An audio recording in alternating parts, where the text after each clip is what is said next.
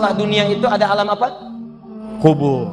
Sebelum pindah ke akhirat, pertengahannya ada alam kubur. Kalau orang sudah selesai di alam ini, maka Allah wafatkan.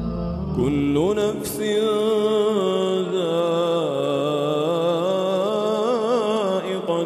maut, thumma ilayna turja'un.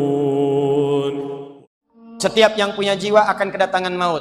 Siapa yang bawa maut? Namanya malakul maut. Kalau malakul maut sudah bawa maut, maka dia mulai mewafatkan sampai meninggalkan dunia ini. Quran surah 32 ayat yang ke-11. Qul yatawaffakum malakul mautil ladzi wukkila bikum. Kata Allah, katakan Muhammad kepada semua umatmu, setiap yang punya nyawa itu akan diutus malakul maut untuk mencabut nyawanya. Datang maut, makanya orang yang belum meninggal, yang belum dicabut, namanya disebut oleh Al-Quran dengan nama mayitun, nih, CM, calon meninggal. Kalau datang maut lewat malakul maut, maut ini mengambil nafas. Begitu diambil, dicabut nyawanya, maka diwafatkan, ditinggalkan dunia ini. Maka orang mengatakan telah meninggal dunia. Artinya apa? Ditinggalkan dunianya.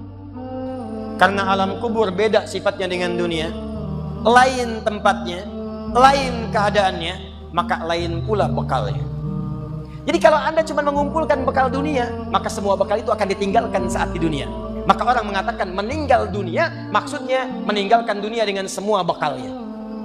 Jadi semua yang kita dapatkan di dunia, rumah yang luaskah, mobil yang mewahkah, pakaian yang glamourkah, kalau sudah meninggalkan semua alam dunia itu, maka hilanglah semua yang kita kenakan.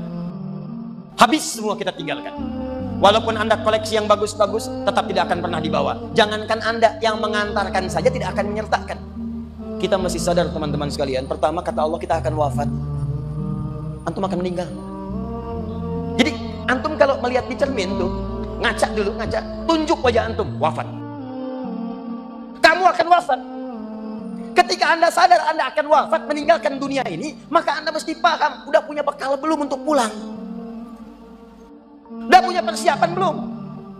Jangan-jangan Anda sibuk menyalakan rumah dunia Anda. Begitu padam listrik, sibuk telepon PLN, telepon ini, telepon itu. Masuk ke alam kubur nggak ada cahaya, mau PLN mana yang dihubungi? Yang datang malaikat mungkar. Siapa Tuhanmu? Siapa nabimu? Apa kitabmu? Gelap, gelap, dan gelap. Karena itu orang-orang yang tidak siap dengan kehidupan berikutnya, maka mohon maaf, dia akan merasa ketakutan ketika meninggalkan dunia ini.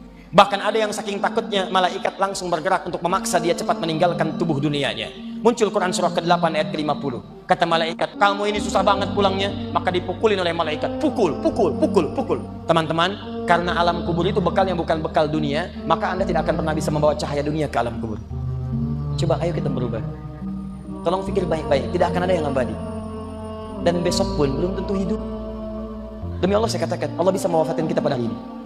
Saya cuma mau tanya, sebentar aja renungkan. Tolong tanya pertanyaan saya ini, tanyakan pada diri Anda sebelum tidur. Kalau Allah wafatkan Anda pada malam ini, sudah siapkan Anda dengan bekal pulang Anda kepada Allah? Karena itu hukum mengatakan, orang yang tidak punya bekal, maka dia tidak siap untuk mudik.